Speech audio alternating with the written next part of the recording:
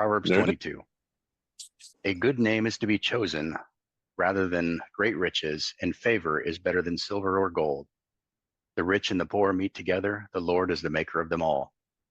The prudent sees danger and hides himself, but the simple go on and suffer for it. The reward for humility and fear of the Lord is riches and honor and life. Thorns and snares are in the way of the crooked.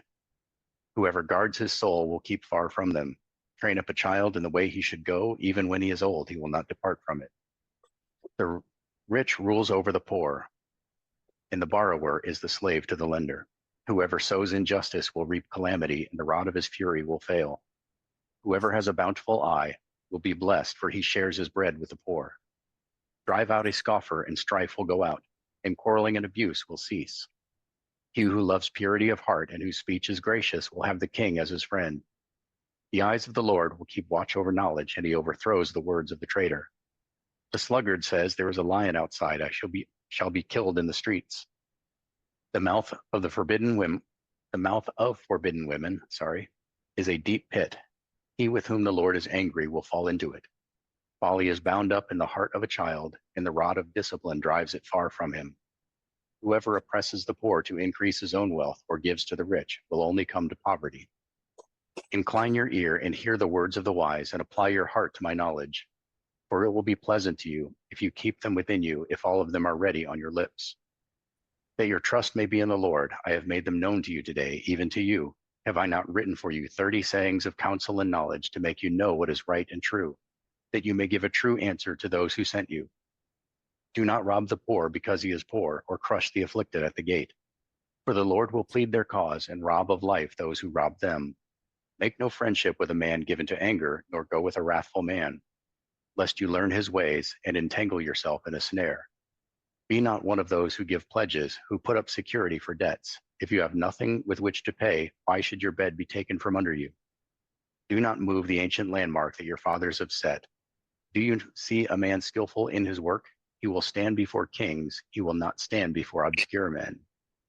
All right, I guess I do have something to say about this chapter before we really get into it.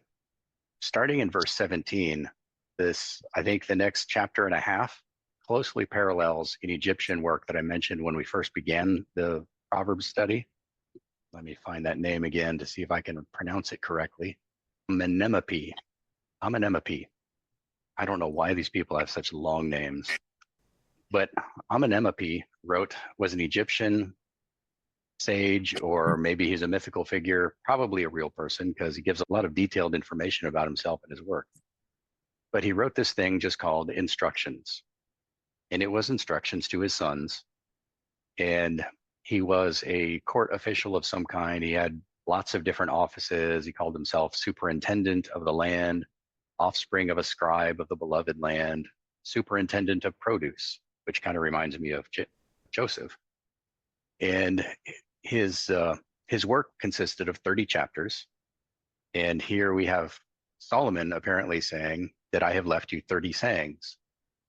Now, in the King James and some translations, it will say, I have left you special sayings or princely sayings, some glorious sayings, something like that. And that's because the Hebrew word there for sayings is spelled exactly the same way as 3 different words. Or not sayings, but for 30. In one case, it can mean the past, or it's a plural word, so it would mean things past, or it can mean princely things or 30 things.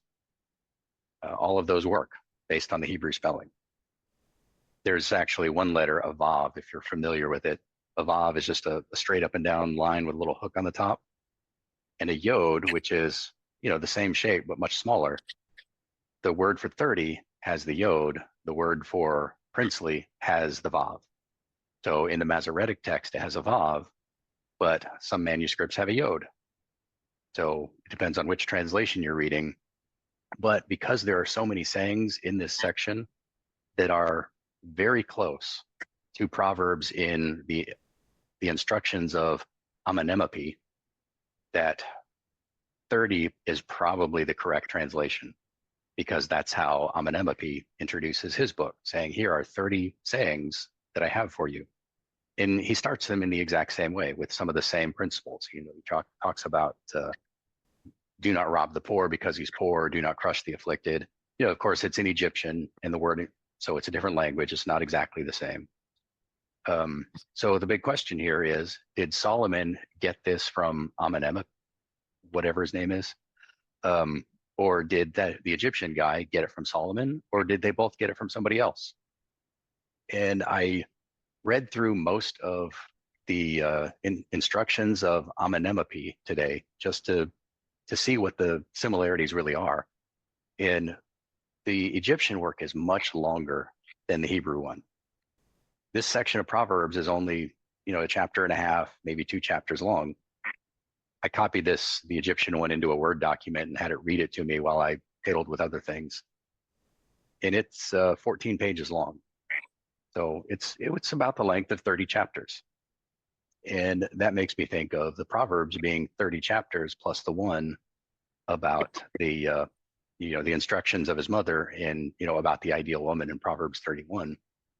And I have to wonder if 30 was sort of an ideal, in the ancient world, was thought of as an ideal number of Proverbs for the same reason that we think of it that way. You've got a proverb for every day of the month. Their month was 28 or 29 or 30 days long, depending on what stage the moon was in at the time of night when they usually counted the next day. Depends on which culture you're in. They pretty much all counted it from, the sighting of the new moon. That was the beginning of the month. So 28 or 29 days is normal, occasionally 30 days. And, our months are 28, 30, or 31 days. And so it's very convenient to read a proverb a day.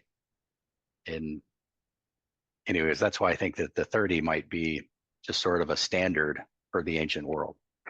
And I suspect what really happened here isn't that Solomon copied from Amenemope or Amenemope copied from Solomon, but that they both learned some of the same proverbs from an older source and included them into their works in roughly the same order.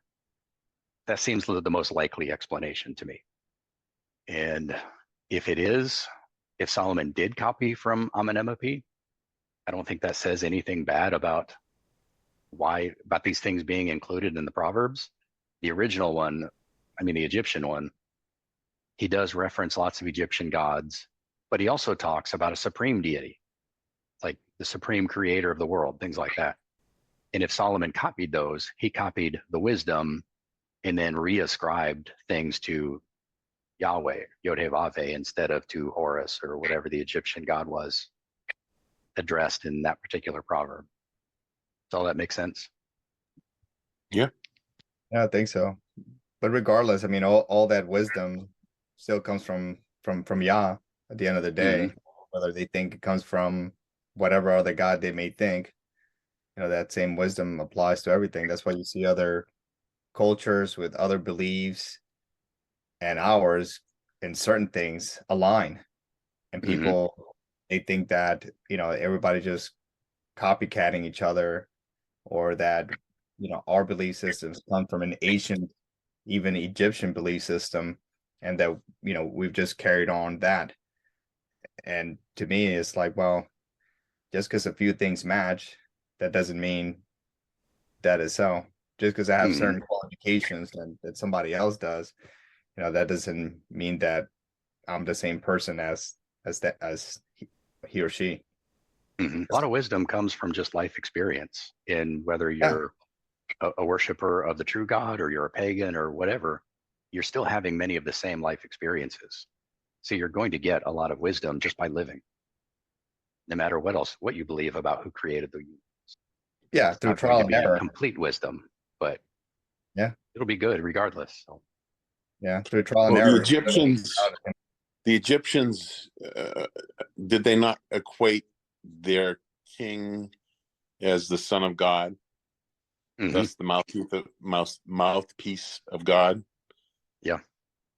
So that would really be the only difference, is they're ascribing this wisdom to come from that individual, as opposed to Solomon made no overtures to that. So Solomon would have simply been reflecting wisdom for wisdom's sake, as opposed to building himself up to be the source of this, and the, elevating himself to the level of God. But wisdom's wisdom. Yep. Yeah. Okay. Well, let's go back to the top of the chapter. And a good name is to be chosen rather than great riches, and favor is better than silver or gold. And we all know that, a good name is not talking about the label on your birth certificate, but it's talking about your reputation and character, who people know you to be. And if people know you to be a good and honest person who can be counted on for, when you need help, when you need a friend, that person's there, that's worth more than silver or gold. I mean, almost, I don't think, every biography I've ever read about some fabulously wealthy person counted his relationships. I mean, the person that the biography was about counted his relationships as more important than his wealth. And that's not universally true. Some very wealthy people just hate everybody, and somehow they manage to get wealthy anyways. But on the whole, it's the people in the relationship you have with them that really matters, and the wealth is either a bonus or a burden that weighs on those relationships. So that's getting one started off. Trying to find my notes here. Got too many things open. So the 4 questions: what speaks to you, what puzzles you, what surprises you, and what offends you. Did anybody have a proverb that? Go ahead, Scott. I started before we started this whole thing. What offends? I find a majority of this, if you want to use the word offensive, difficult, because it, to me, as I said earlier, Proverbs is setting forth an ideal which, in my mind, I'm not seeing played out. To the justice that I would hope to see. And of course, I want to make clear it's to my mind, because God sees it all and is able to parse through and appropriate justice as is proper and fit. But when I take a step back, I'm like, oh, that's not fair. That's how it comes across the lot to me.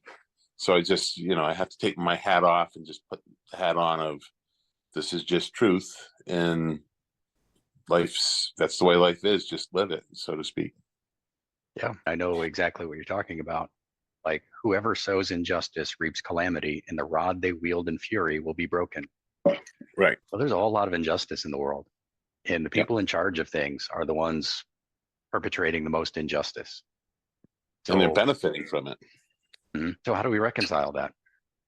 I mean, other than saying that, God has a broader perspective, and all of these people, if you die on the wrong side of God, that's it. And you will suffer forever or burned up, or whatever you believe about the afterlife is not going to be pleasant. So there's a payment there, but this seems to be talking about the here and now. So is there evidence that, people who live by the sword die by the sword, or people who gain through injustice will end in poverty? Well, there's so many definitions of poverty, of justice, of the application of that I can't comment on it. They may have realized, they may have struggled with some issue throughout their life. We won't know about it. So there's a totality of reality that I have no access to or insight to, which I have to believe is applied here. But from the layman's stance, or from my perspective, it's okay. I have to trust that that's being applied, but I can't really see it. But I also think we're comparing ourselves with like some really evil people, and we may think of ourselves and we're like, well, we're not that evil. But I've lived in unrighteousness. I mean, I'm comparing bad to worse, maybe. Yeah, good point. I'm paying for my unrighteousness. I see my life, and if it's not going the way it should be going, it's because, when I read the Proverbs, I'm like, yep, I didn't do that. I didn't do that. I didn't follow that instruction. Yep, I was that way, and so on. But, I may not be as unrighteous, if there's such a thing as other people. Sin is sin. But The Father is just and he measures things correctly. But honestly, I wouldn't want to be those people that are doing all these horrible things.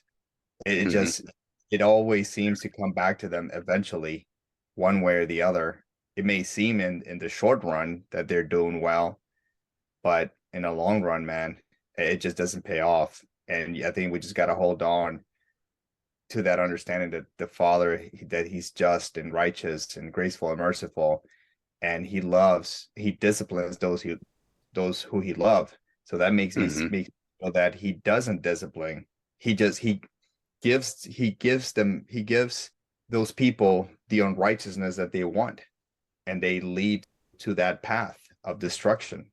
While those of us that may live in some kind of unrighteousness, but that goes after his righteousness and he disciplines and we feel that pain, eventually we'll see the fruits of that discipline come to bear. Hmm. So might be just comparing ourselves with some evil people, but I don't know, man.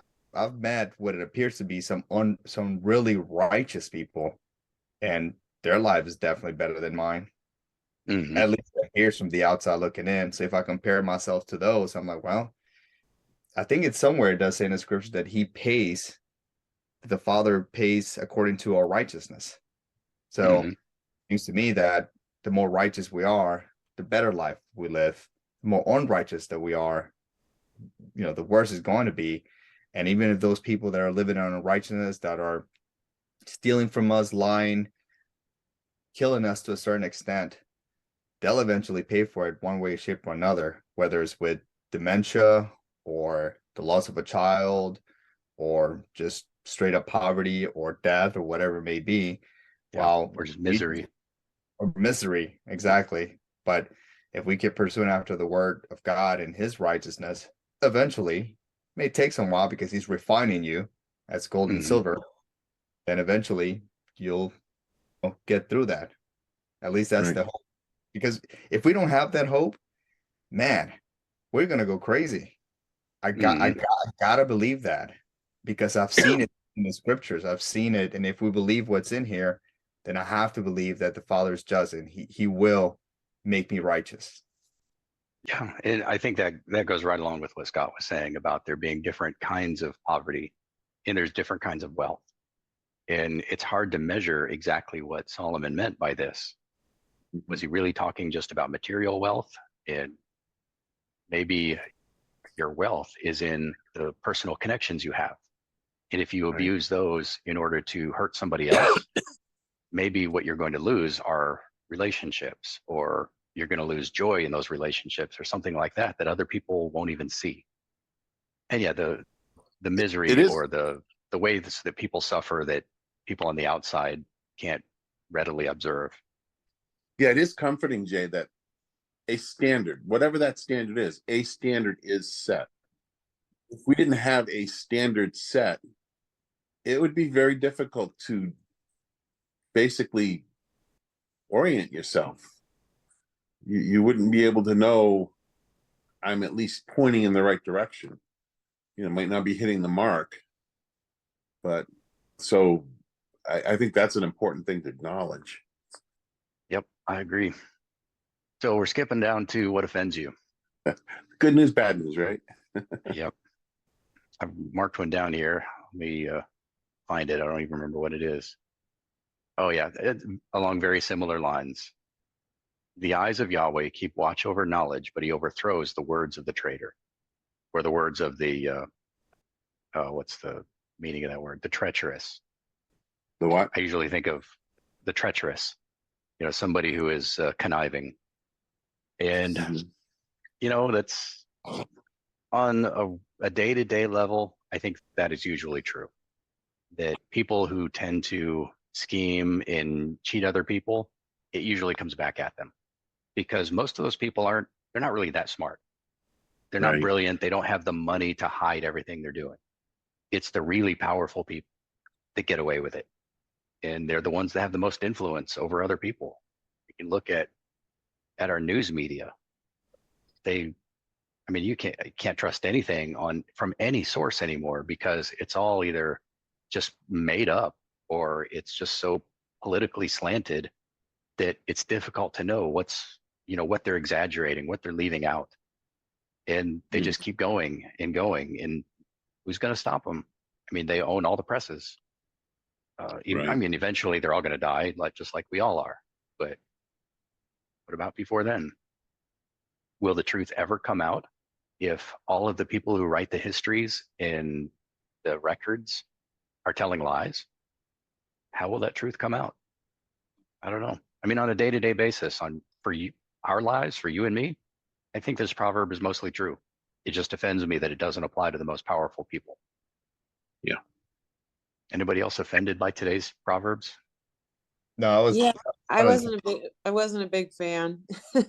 I did have a question. I don't know if I'm not offended, but I was wondering in verse 3 when it says the prudent sees danger and hides himself, but the simple go on and suffer for it.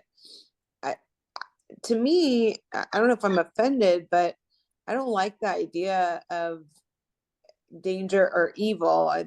The other translation I was looking at said evil. The prudent sees evil and hides himself. And I'm kind of offended by that, I guess, because I don't believe that we should be hiding from evil. I don't know. I guess I don't understand the context here, because that kind of offends me, because if we let evil go unchecked, it does damage to people. Yeah, let's see what. Well, the scripture about the lion, I think it was the sluggard sees the lion outside. That sort of comments on what you said as well, and that is, if you don't address this danger, you're a goner. You know, what you're suggesting, that the danger be dealt with, is also addressed within this proverb, or these proverbs. I think that the idea of a prudent person is really kind of the central perspective here.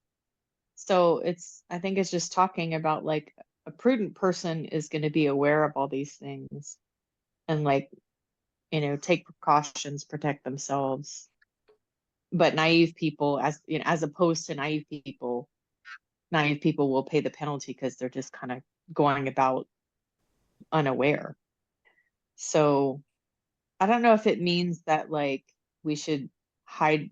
I don't know if it means that we shouldn't hide from evil, or we should.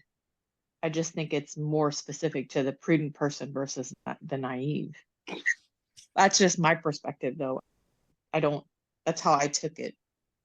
Well, I think it's important to understand what the word evil means in Scripture.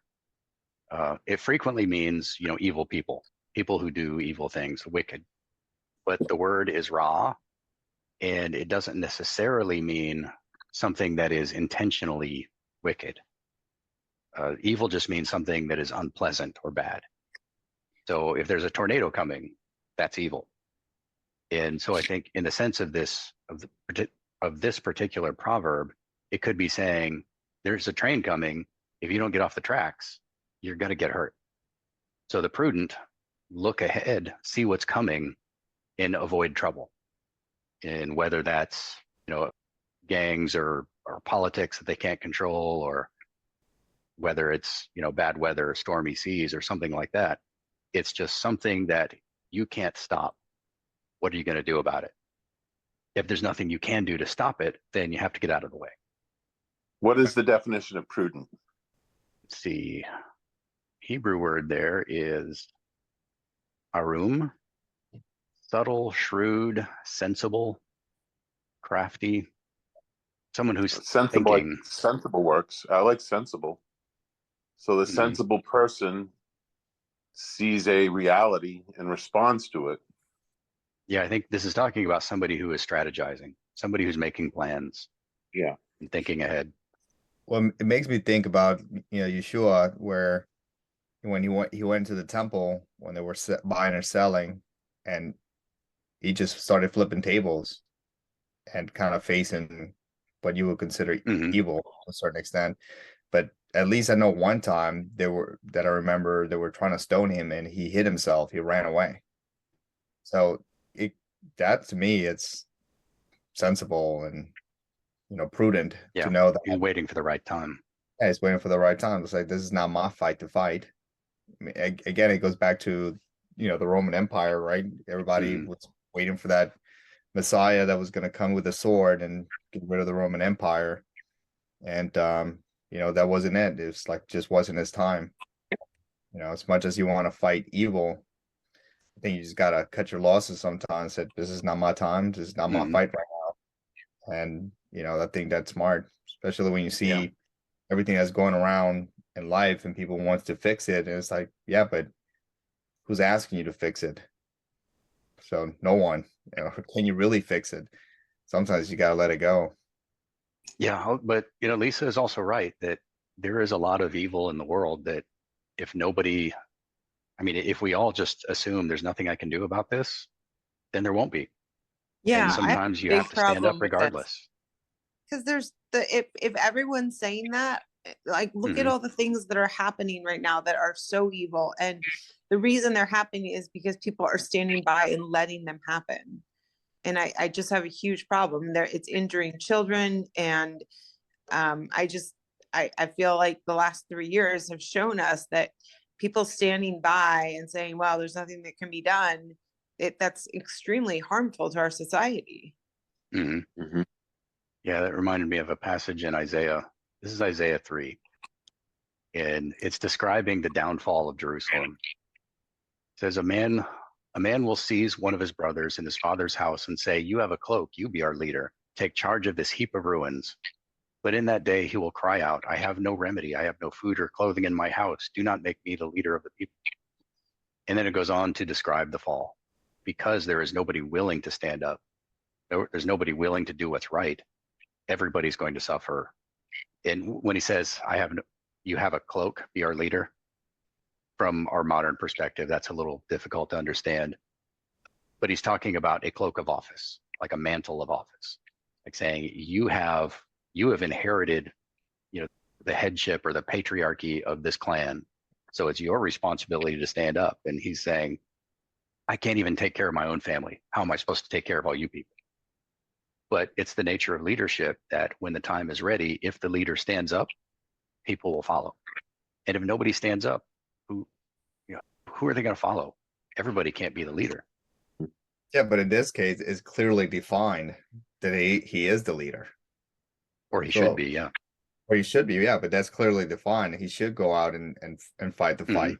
I mean, but there's other times where it's not defined by title. If you should, if you shall do this or that or the other.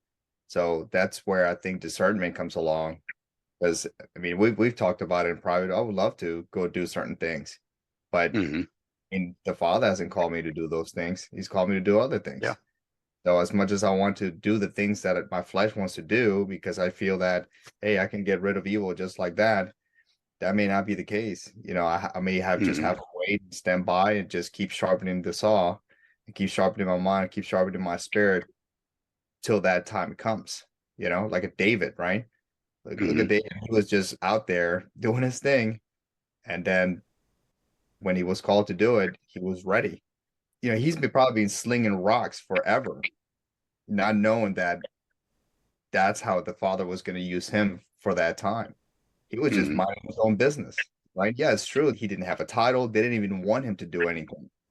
But by discernment, by wisdom, I don't know, right? He was just like, now it's my time. But there was this clear vision that nobody was doing anything, and he took the task upon him to take action. Mm-hmm. Verse Yeah, 4 kind of addresses David. The reward of humility and fear of the Lord is riches and honor in life. He definitely was humble and had fear of the Lord. Now, I look at that and apply it to today, and I'm like, I'm not sure humility and, well, maybe fear of the Lord, but humility brings riches and honor. But that really applies to David spot on. He was humble, as you couldn't believe. I mean, he had the chance to take out Saul, and nope, not going to do it.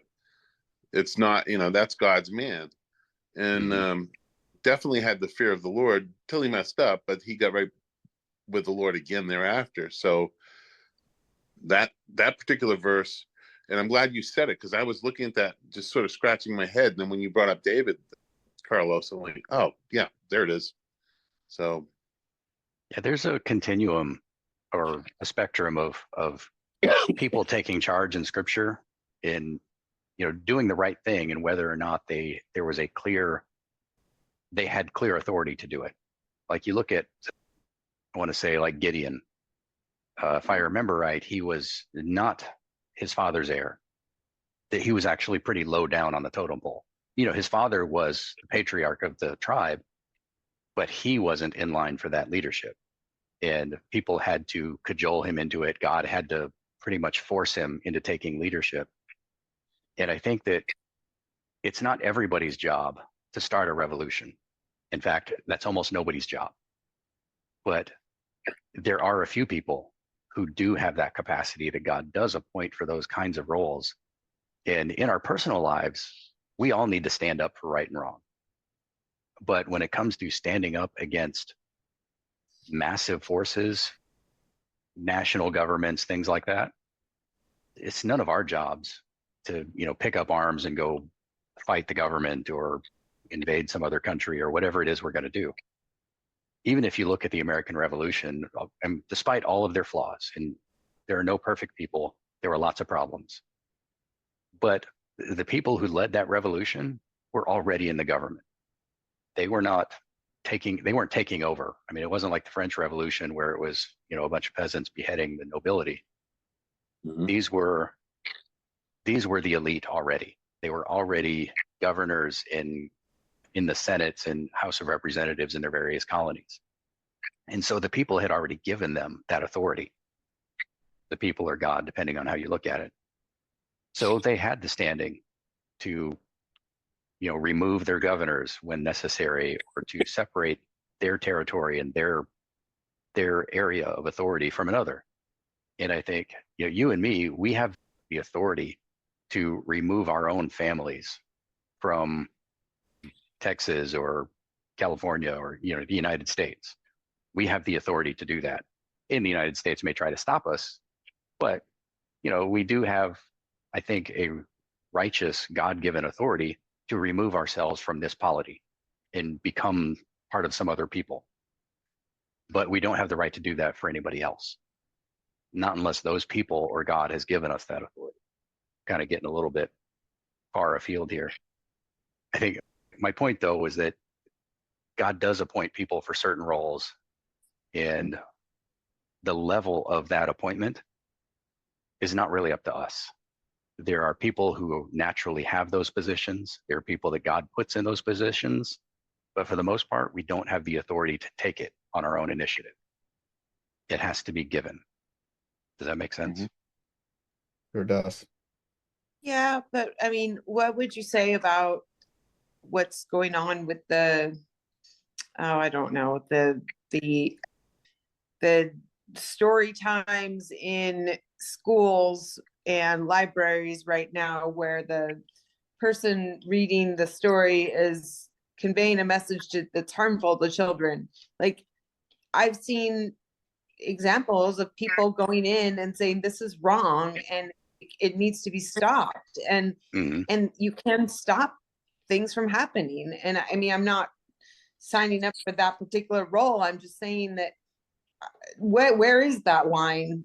And if God puts a calling in your heart, I don't know, it just seems like we're made to be agents of Christ, and Christ was a peaceful person, but also overturned tables and, got mad and said, no, enough. Yeah, well, there are people fighting those fights, and people should. I mean, there's a city, Texas City, not far away from where I'm at, where the parents stood up to the school board because they found in the library books that were, rated X, right? And they're working through that. But I'm not saying that you need to hear God audibly telling you, hey, you need to go fight that. I think there's some things that are very clear to do. I think we all do in our lives fight the good fight. Like I refuse to do certain things, like use pronouns. You can be shamed for saying those things and looked down upon. And at work, I see, believers standing up for, hey, how come that, us Christians don't have employee resource groups? And they do, and they get shut down. But they stand up, and that's risking their jobs, their title, their careers, the respect from others, because they're not being supposedly inclusive to other people. You have to fight the fight that you feel led to fight, and you have to do it. Yeah, if you feel led to do it. But I guess what I'm saying is we shouldn't just go out there and just fight out of emotion. But if you're called out to fight a fight, yeah, go do it. There's a lot of context involved there. It depends on what kind of fight. And right. Like this particular topic, these drag queen story hours, I think that this is a downward trend in our culture. This transgenderism and all this insanity is not part of our culture. People are trying to force it into our culture. And so we have every right to go into public places and make public stands against these events and this behavior. And it is the law of our land that nobody has the right to stop us. They'll try to do it anyways. But you have to judge your personal situation there too. If you're arrested, how is that going to impact your family? And you have to use some prudence there. Sometimes it's worth it. Sometimes it's not. If you're a mother with small children, it may be better to keep your head down. And consider if we were living in ancient Babylon and, people were, sacrificing to their gods and worshiping their idols, would you be right to go out to, I don't know, there's some festival for some pagan god? Would you be in the right to go out into that middle of that festival and start preaching at people saying, this is wrong, there's only one God, you need to stop all this? You'd be right. But would it be a prudent thing to do? I mean, is anybody even going to listen to you? In our culture, that's not the problem. In our culture, we have people doing the opposite. They're forcing their way into an existing culture and trying to make it worse. And we have every right and obligation to stand against that and stop it if we can. That doesn't mean that, we can't go around shooting people or anything like that, because we're not the government. And that is the civil government's role, even according to scripture.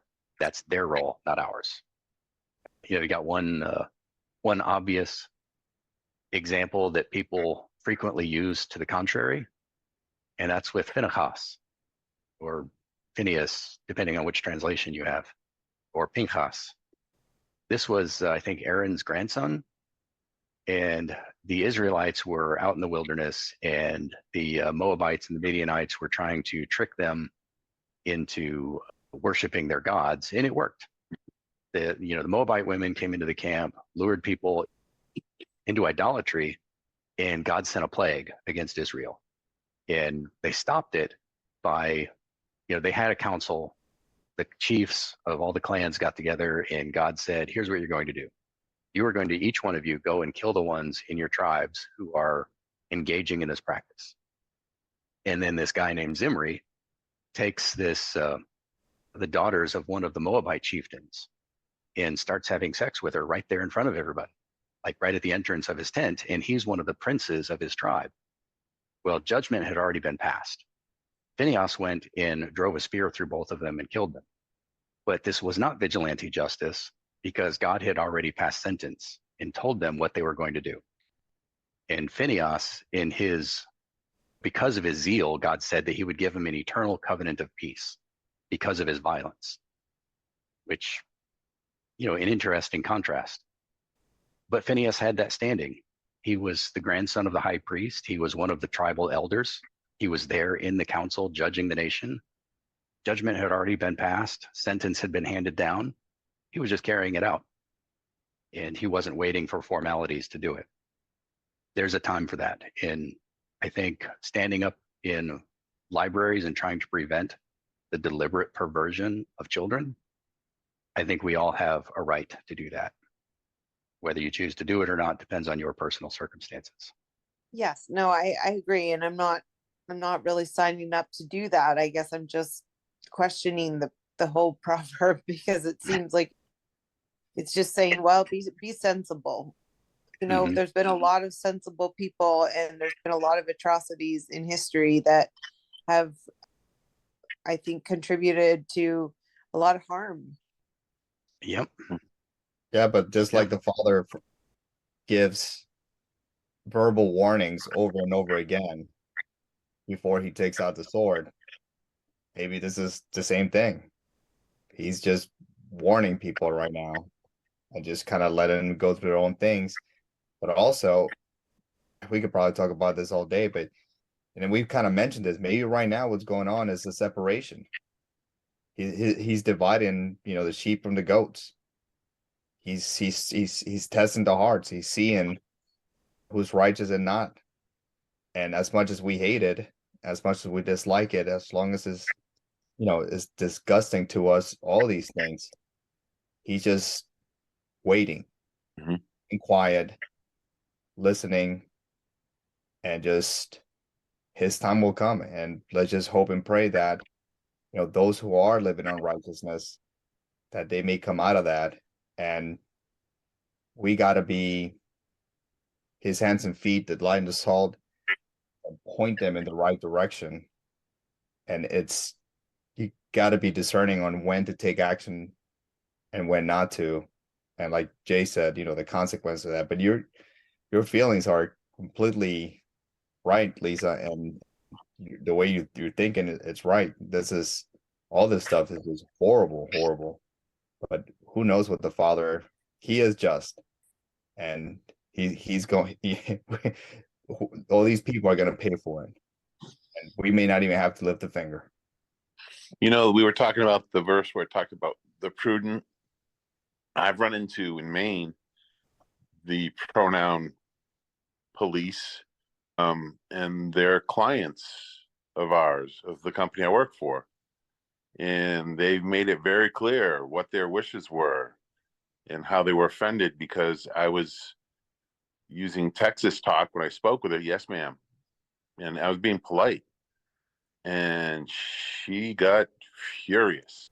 My picking a fight with her would have not been prudent for me, not only because my work would not have backed me, but what am I going to prove to this person by calling her out on that?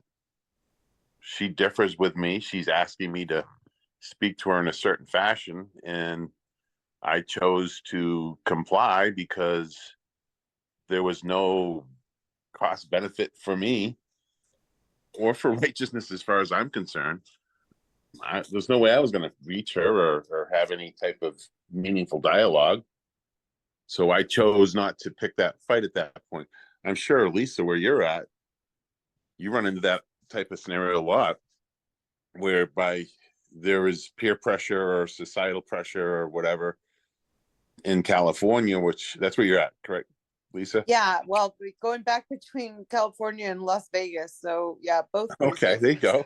So you get it in both places. So you pick and choose what battle you may or may not engage in, and then to what end? Is it prudent to stand up to your rights for your rights? Sometimes it is, sometimes it isn't. So Definitely. No, I'm probably more often going the way of the prudent, or being prudent, trying to be prudent, but then that seems like self-preservation rather than standing up for what's right. And there's just so many atrocities that are, I feel are on my heart: child trafficking and abortion and so many things happening that I feel we have to stand up, even if it's just legislatively. I don't know. It just seems like hiding ourselves is not the right approach. And I go to a church where they're pretty what's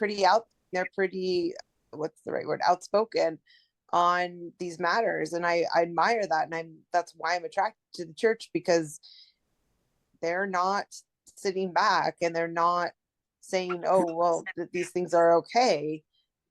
Of course, then you have things like what happened this week, and there's going to be targeting of Christians who, by people who are angry and whatever they are, offended, or whatever beef they have.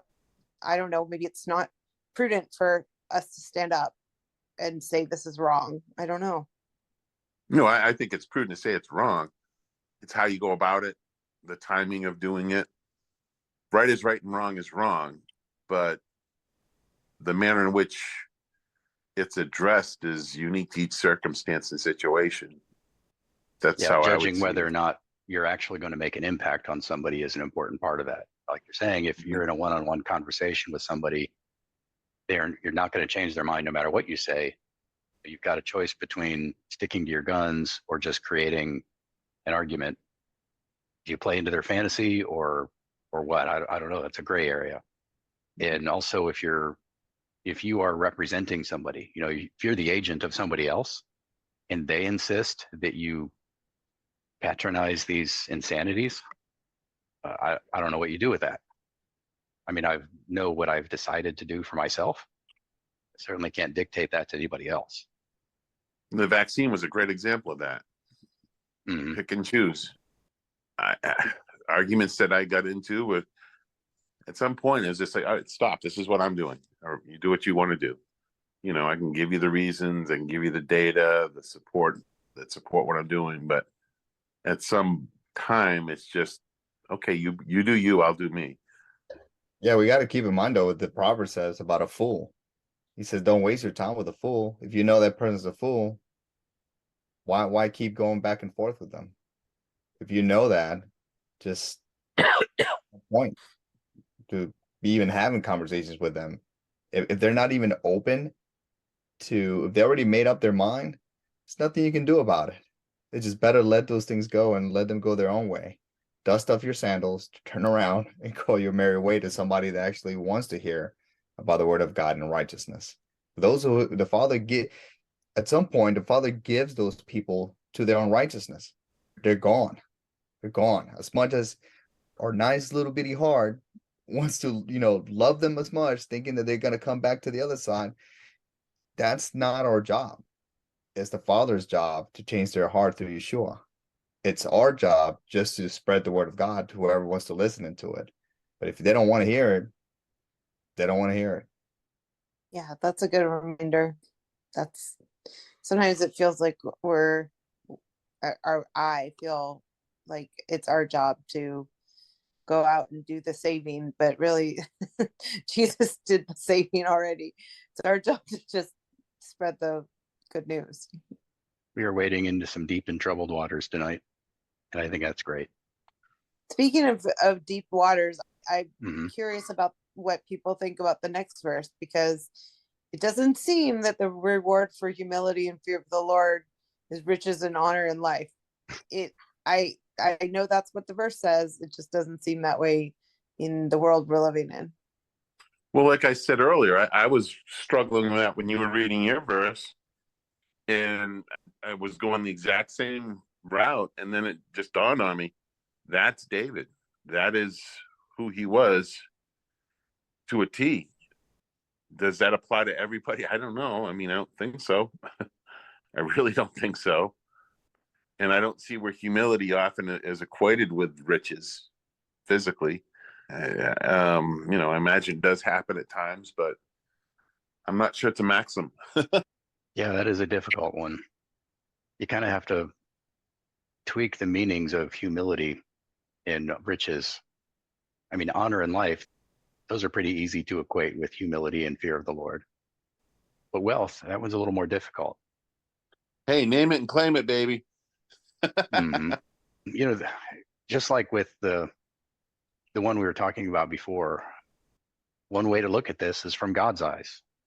There are different kinds of wealth, and humility certainly builds an eternal reward. Doesn't seem to be what this is saying, but it is one way to make sense of it. But that's hard, Jay, because that's what I brought up earlier. It's always trying to explain away, well, it's a different type of wealth, or a different type of, your riches are in heaven, or your honor is here or there, when I would love for this to be and I'm sure it is. I just can't get my mind around it. That's what I have to, that's what I end up with. It's your God, you said it. Okay. But oftentimes I'm looking at this and saying, I'm not, I don't see where it's applying today or applicable today as I would like it to be. But that's me. Yeah, you know what it said though, more money, more problems though, man. Yeah. It's even Solomon said, it's like, he had all the riches in the world and the dude had so much trouble. I don't want the riches of the world. I just want to be comfortable. It's just human nature to kind of want more.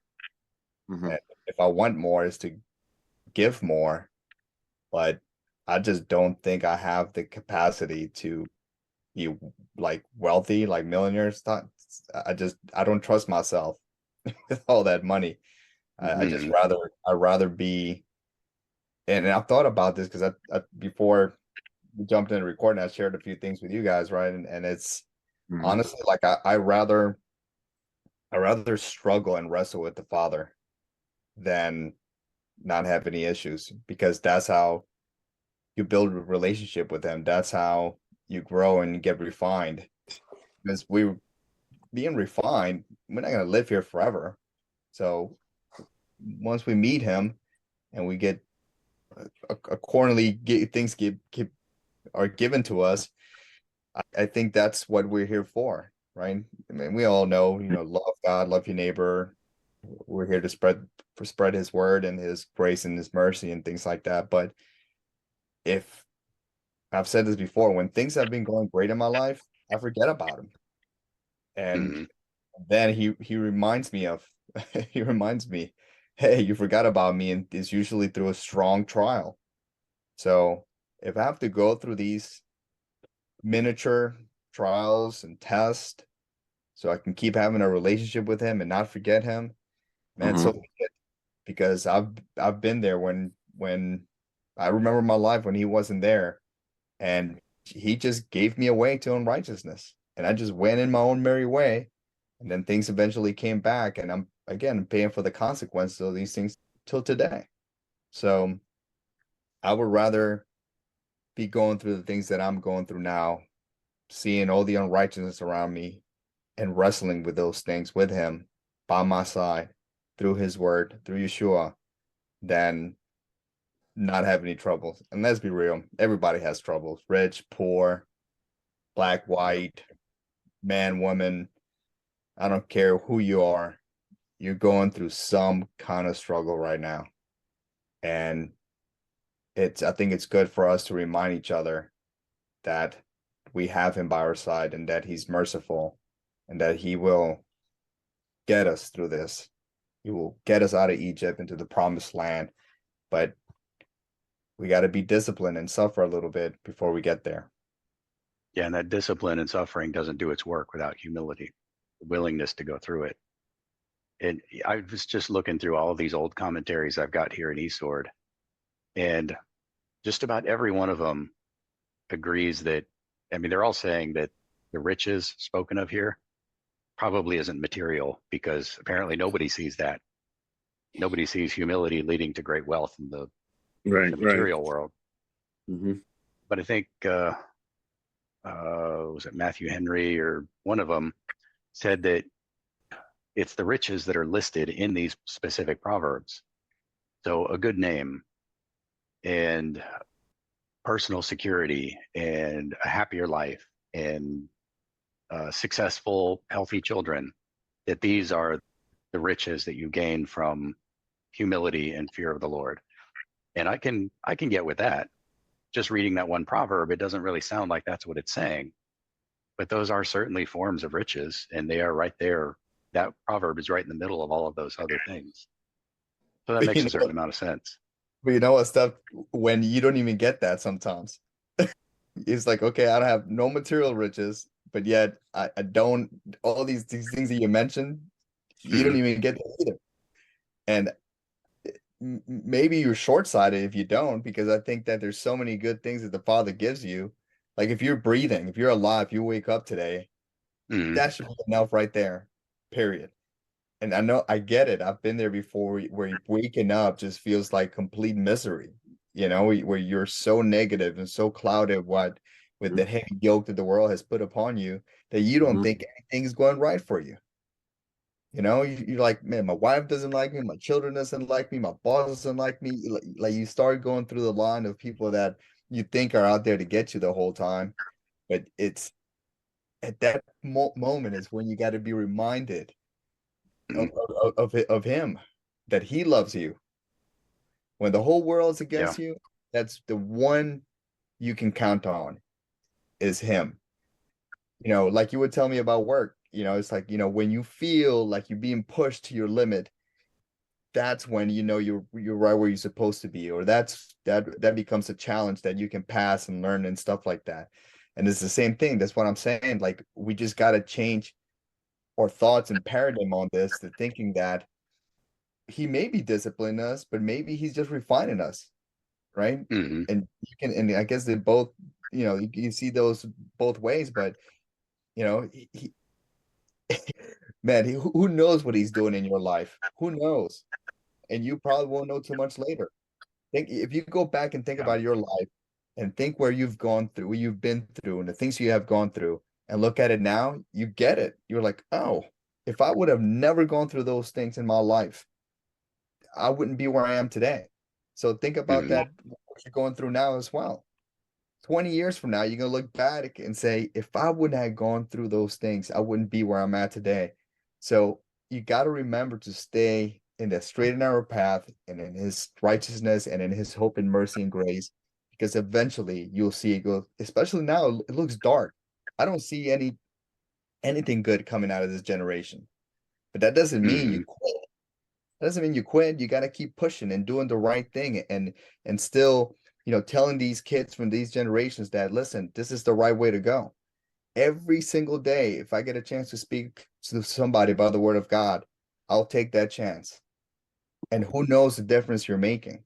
He's seeing it from above, like you said, right from above, and looking down. He works outside time and space. He has this all figured out. We don't need to be worried about, what's going to happen or not. We just know it's going to happen by faith, right?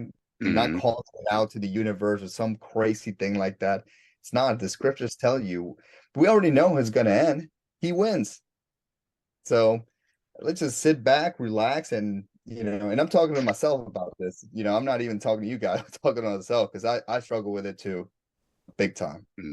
I think in total, when you look at the Proverbs, when you're looking at the Proverbs, I think it's saying, I got this, trust in me, it's going to be okay. This world's difficult, but you got me on your side. And that's a good thing. Now, the minutia of Proverbs can be looked at, not saying manipulated, but certainly argued so as to come up with some sort of unique doctrine or dogma that may or may not be what he's advocating for. But the totality of it is trust in him. And that's sort of what you just piggybacking on what you said, Carlos, because like I said, you could go through each one of these and create a, name it, claim it type of scenario, or some sort of doctrine that's not necessarily what his intent was, but holistically it's, no, he's got it. I am little guy here and he's big. He's got the whole thing in his hand, so to speak. So that's it. Yeah, and the Proverbs are principles and not physical laws of the universe. So these things will be true in general, in the normal person's life, but there are exceptions, and there's always somebody like Job who just breaks all the rules. And what you're saying, that God is still on your side, that was even true for Job, despite every, he was a wise man, righteous, he was a great guy, and everything bad in the world happened to him. And he doesn't fit into the Proverbs anywhere, but God was still there. Although didn't it Job was fail? restored in the end. Yeah. Didn't Job fail in one thing? Man, we can go through Job too, but didn't he fail in not discipline his children? Like his children were pretty unrighteous. I don't remember that, but it's possible. Yeah, I'm not sure. Just asking. Okay. Yeah, I don't know. The one thing that I remember that he did fail at was for a little bit, he questioned God. And, we got like 5 chapters of God saying, "Who do you think you are?" And some of my favorite, one of my favorite parts of the Bible. All right, so we're still on offense. Who else is offended? Yeah, I was a number 4, and we touched on that one, verse 4. The working ability and fear of Yah is, that's the one that offended me. So I think we're all in the same understanding of that. We get pretty upset how it looks like unrighteous people just get away with everything, and the horrible things that happen to the people that don't even know God. They're just innocent people. So yeah. Yep. All right. Well, let's move on to next question if I can find it. There we go. Let's go back to what speaks to you. Anybody have one of these proverbs that really stands out and resonates with you? We've talked about the ones that are anti-resonating. The one that resonated for me was 9. Whoever has a bountiful eye will be blessed, for he shares his bread with the poor. For me, the word bountiful really spoke to me, because I tend to view everything as the glass half full, and I tend to come from a scarcity mindset, and I don't know if that's just my upbringing, and which is odd because I was always very blessed. But my father was an accountant and just viewed everything from,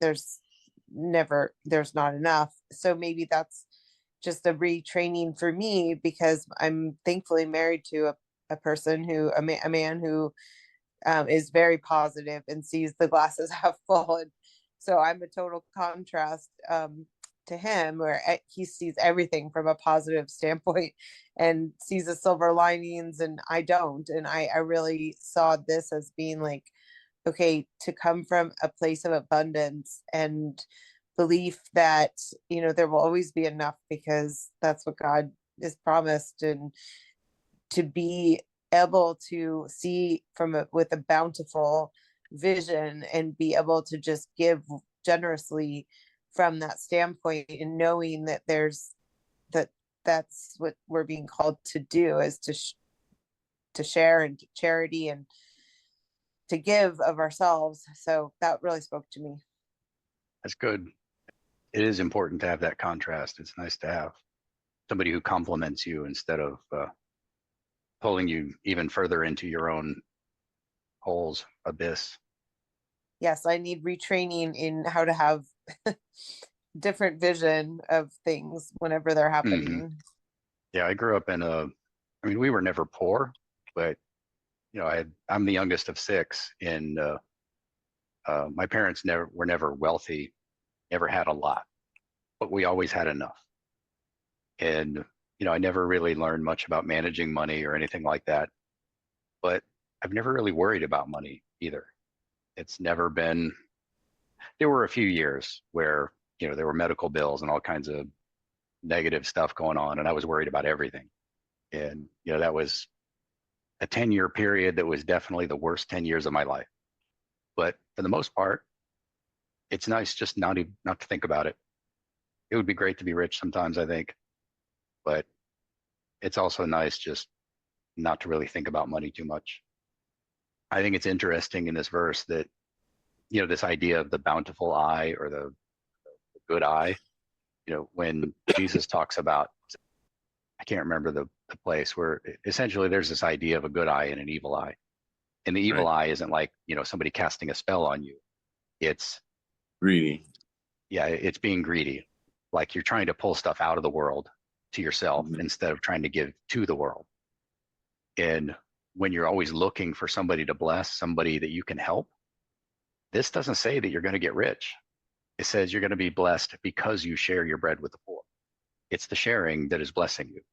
Now, we do know that, there's this idea of the law of reciprocity, whether you chalk that up to laws of the universe or whether it's just the way that God arranges things. or whether it's this cascade of events. You know, you're good to somebody who remembers you and other people observe and they're good to you in turn, whatever it is. When you tend to be generous with other people who can't pay you back, things manage to work out for you. You know, that people who are generous that way tend to get wealthier for whatever reason.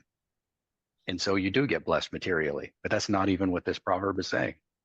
So you get blessed in all kinds of ways. Like Solomon asked for wisdom and God gave him riches too.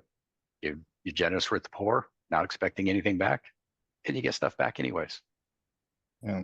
I think, I don't know if it's in the Proverbs or the Psalms. There's somewhere that says that, maybe Solomon says it in another book, but it says, give me neither riches or make me poor, because if I'm rich, I'm gonna forget about you, and if I'm poor, then I'm gonna steal. Can't remember the exact one, but Sounds familiar. it's kind of that. Yeah, and it's kind of that's kind of been my mindset ever since I read that. It's kind of been my mindset. I mean, I'm definitely not a rich person by any means, stretch of the imagination, but as I've progressed in resources, just by default, really, just by getting better at your job, looking for opportunities and so on, but then you get more stuff, and that brings even more stressors and things like that. They say that in America, after 70 grand or something like that, it doesn't make any changes. You're not any happier or anything like that. And I've mentioned this before. I remember when I used to was waiting tables, making $20,000 a year. I think I was happier then than I am now. Now obviously I'm happier that I have a family. I'm happy that I have the father in my life, but it's a different kind of, there's less trust. Let's just be honest. When you're by yourself and you're just waiting tables and you're just feeding one person, there's just less trust. But when you have more responsibilities and more people are looking at you for resources and leadership and things like that, you tag on more, and that comes with more responsibility. But I grew up in a third world country, so I've seen like real poverty, real poverty. Like kids like selling chiclets on the street at 11 o'clock at night when they should be home sleeping, resting. And it used to break my heart all the time. So now I may not be rich, but I look back at that poverty that I've seen before in third world countries, and I'm like, I'm good. I'm way beyond. And I do give, and I give as much as I can, but I think that I've been a lot wiser now in who to give to and things like that. I had family that came down from Honduras recently, and we were talking about how even they own a few restaurants and they having difficulty finding people to work for them. And we came to the conclusion that the reason why they're poor is out of ignorance and laziness. It's not even resources. Like they're willing to pay them, but they sometimes they don't even want to work. And they'd rather live in their simpleness or poverty or whatever you want to call it. And sometimes it's a choice for whatever XYZ reason. And I think there's very few people that are actually poor out of certain consequences. Like if you live in this country, if you're poor, it's probably out of poor mental health, maybe. You went through some kind of trauma or abuse, or drugs somehow got involved, and blah blah blah. Or some people are just lazy and don't want to work. So we do have a lot of abundance in this country. I didn't grow up in a third world country, but I think a lot of America would have thought it was a third world country. I grew up in kind of right on the edge of what you'd call a ghetto, and it wasn't big city like Chicago, but straight across Illinois in the Quad Cities, and it was a poor neighborhood and pretty rough. And so I was the skinny little white boy in the black neighborhood, and that was not really very good all the time. But I think growing up around that kind of poverty and just the squalor that some people live in, and kids, of course, they don't have a lot of choice in where they live. And it's the adults and their theories, a lifelong series of bad decisions in, like you say, a lot of times mental health, things that are out of people's control. But for the most part, people are in that kind of poverty because of bad choices. And it's awful. I mean, it is really depressing. And I think that may be one of the contributing factors to me just not worrying about money, because I always had enough, never had to worry about it. I've never been in those people's shoes, even though I lived in the middle of it. They were asking you, they were asking for your lunch money, Jay, when you're walking down the street. Oh yeah, they were asking politely for my lunch money. Fortunately, I had a big brother who walked me to school a lot of times. Verse 29, I like a lot. My brother-in-law once said, we were talking about the sluggard, the people that are lazy. He said that many people don't understand the joy of work. And when I read this, do you see man skillful in his work? He will stand before kings. He will not stand before obscure men. Now that skillful could be a number of things. Let's say an artist, somebody that's very competent. When you see somebody that's striving towards a mastery of their skill, I find that to be very encouraging, and I admire it very much. You know, it really doesn't matter what that skill is. It's the fact that they are striving for excellence. It's something I appreciate. And, you know, when I see that written down here, I get it to a degree. It makes sense to me. Yeah, this is another one that's on a continuum, where if you define kings very loosely, then this proverb is usually true. Because, you know, in our world, we don't have kings, but we do have CEOs and mayors and people with influence.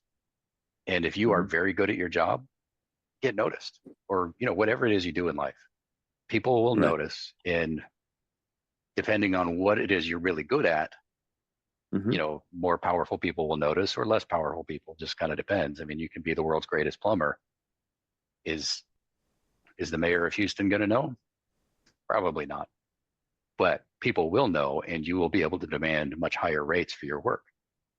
On the other hand, if you're a great artist, real kings will notice. And unfortunately, for some types of art, you know, things like literature or, you know, philosophy, it may not be kings in your lifetime. But eventually, if you create something that lasts, people will notice. People will know your name. Right. Yeah, that the instructions of, I keep looking up in this side of my screen because that's where I've got this Egyptian guy's name and I have to read it every time. I'm a centipede. Yeah, that guy. Amenemope. One of the things that his instructions talk about is a prudent man versus a man who's driven by his passions. And that's in this proverb, you know, that's in this chapter too, where Solomon is talking about, you know, don't hang around with the angry man because you're going to be like him. And it's going to cause all these problems for you. Amenemope says a very similar thing, but he goes into along, you know, this long metaphor. And he says that, you know, the man who's owned by his passions is like a tree that's planted indoors. And it doesn't grow much roots. It doesn't get very big. And pretty soon it's chopped down by the carpenter and made into some disposable little thing that's going to break and somebody throws away or goes into the fire. A prudent man is like a tree who grows in a field and grows deep roots, grows tall, produces fruit all its life, and produces great shade. And finally, when it's reached the end of its life, it's chopped down and it's made into fine furniture. He actually says idols, but it's made into things that people are going to put in places of honor in their house because it's got, you know, real tight-grained, large pieces of lumber that you can make into furniture or sculptures or whatever. And so this man, even though he's dead, will still be remembered long past his lifetime. And even if people don't remember who it was who created these things, his impact will outlive him. And I think that's one thing that we miss a lot, is that the idea of our name being something far greater than our birth certificate, being our entire character. If you are really good at what you do and you give it to people, you influence a lot of people, that's going to have a cascading effect down through history. And even if nobody knows who it was that created this particular situation, your name is still in that thing, even if nobody sees it. It's a human need, a human desire. What is on everybody's grave? An epitaph. It's what I want to be remembered for, right? Yeah. I mean, Loving for most father people and it is. son. Yeah. Yeah. Yeah. I have some ideas what I'd want to be remembered for, but I'll keep those for my tombstone. I had one that what speaks to you. I put verse 10. Drive out a scoffer and strife will go out and quarreling and abuse will cease. Trolls on the internet. Can't stand them. I'm on just about every social media site there is. That's not really true. I'm on most of the big ones, but I have a kind of my policy is if somebody has honest questions, then I will do my best to dialogue with them somehow. But if the second I think that they are trolling me or they're just trying to cause a problem, I will either mute or block them depending on, what sort of person they are. If they're just annoying, I usually just mute them. But if they're actually trying to cause problems, then I block them because I don't want their comments being in my feed when other people read what I posted. And that's reduced so much stress in my life. I don't argue with these people anymore. Just brush the dust off my shoes and move on.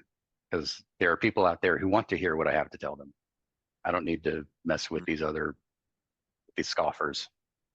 I think that's one of the best lessons you can learn in this book.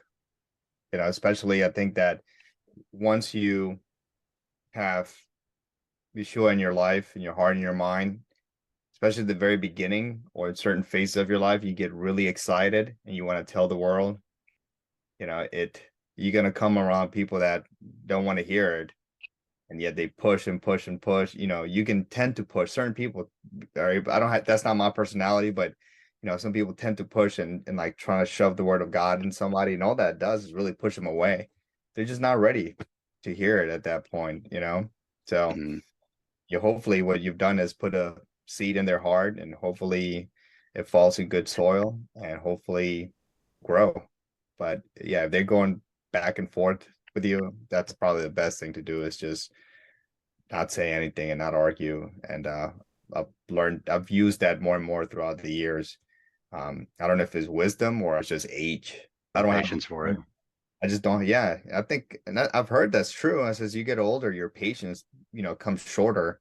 And I don't think it's because you're not patient with certain people, but I think, also like strife. You Their just don't patience have for foolishness. Right, your patience for foolishness. Right, you're more patient in things that are good, but not patient in things that are foolishness. That's right. Who else has one that spoke to you? 27 for me, it says, if you have nothing with which to pay, why should your bed be taken from you, taken from under you? And again, sometimes you fall in hard times, and it's amazing that back then you can live in a culture where people understood those things. And I'm not saying that the whole time the Israelites lived this way, but at some point they had their times where they were living in righteousness. And if I would love to like teletransport myself back to those times where people where they were at their peak of relationship with the Father. I would love to know what it's like to walk around, neighborhoods, leaving your door open, not worrying about anybody coveting your stuff, seeing people in community and loving each other and having grace and mercy for each other and getting along. How beautiful would that be to live that? It's probably the closest you had to heaven. And it's nice to know that if you fall in hard times, for whatever reason, health reasons, I mean, you can go broke in America because you have a $500,000 medical bill. That's not so hard. If you have a home and you lose your job, you have no control over that. It could happen. You could do that, but they'll take everything. They'll take every penny from you in this culture. They don't care. And it's nice to know that in that culture, Yeah, I don't know if that's, I don't know if it's in Torah that I think I've seen where there's measures in place to where if you're going through hard times, there's some kind of help there. And I'm not Mhm. sure about, I don't know if he's referring to this in this verse, but it's just nice to know that you know how much peace you will have in your life if you know that, well, if I get sick or something happens, I know that I have my community behind me to help me through this. Mhm. And I know we have each other here, but our community is so small that you fall on $500,000 worth of health insurance, man, who knows? But back then, you know, you lived in the land of milk and honey, and if you went through hard times, people at their peak, I know they went through idolatry, but at their peak, it's nice to think that bed is not going to be taken away from you because you're going through Mhm. hard time. Or after 7 years, right? You get your stuff back. How cool is that? Yeah, and one of the rules about borrowing and lending in Torah is that if you take a pledge from somebody, like collateral, depending on what kind of collateral it is, you have to give it back to them when they need it. So like it specifically says a cloak. In that culture, you didn't have a whole lot of changes of clothes. You had, a set of clothes and you had a cloak that you wore over it. If it's cold and you've borrowed money from somebody and you've given them your cloak and pledge, you can go to them at the end of the workday and say, "Hey, I need my cloak for the night." And you get it back and then you bring it back to them in the morning. That would be a real pain, but that is one of the rules, and you're not allowed to take advantage of people like that. Of course, you got to know what kind of culture you live in. And if you do live in a culture where they will take everything from you, you avoid this situation in the first place. The prudent avoids danger and bad investments and bad debt, especially debt. I mean, that's one that the prudent avoid at all costs. Yeah. Well, I guess in that culture, I mean, verse 26 says to be not one of those who give pledges, who put up security for debt. So, even then they're warning you of those things, so it went both ways. So there was foolish people out there, again, just like now with where they get themselves to gambling debt and things like that. And he's like, well, don't put up security for those people. But, for somebody that just, lost their husband or the widow, right? I know there's measures in place for the widows, you know. Mm-hmm. That's what I talk to him to my wife all the time. It's like, think about it. You right now, somewhere in America, there's a wife and children that have just lost their husband. They're just barely making it, right? And now that he's gone, what's gone was, let's, you better hope that widow has a good mother and father, but it's possible that they don't. So Mm-hmm. what happens? The mother goes away, the children go to the state, and that's it. Generation gets lost, right there. So it goes back to people that don't know that if you never read the Torah, if you never read the scripture, if you never read the instructions of God, I'm like, listen, I said, people misunderstand things. They look at that the man owns the woman and they think about slavery and the improper context of it. And honestly, if you go read it carefully and you think through it, it's set up really nicely to protect everyone to live a very good life. Not that everybody's going to be rich and big houses and driving nice cars, but Mm-hmm. if everybody does the way the Father tells you to do it perfectly, it's better than any other way of living that I've ever read anywhere. Yeah. Any kind of ism that you can think of. Yeah. Everybody Right. has the means to feed themselves. And if they don't, then it's because they chose not to. Right. Yeah, the way it's set up, there's no reason to not have something. As long as you do and follow the instructions that he tells you to do to a T, there should not be a reason to ever go through anything. But what would happen, if I understand, like, if it goes cyclical, just like happened to this nation, right? Mm-hmm. Went through a lot of pain and suffering, and then we got wealthy, and then we just became overly abundant of things, and then we forgot about him, and then we gave ourselves to idolatry. Yes, it's not a god or a figurine that you may think. Some people do actually, but the god of fortune maybe became our god. The mighty dollar.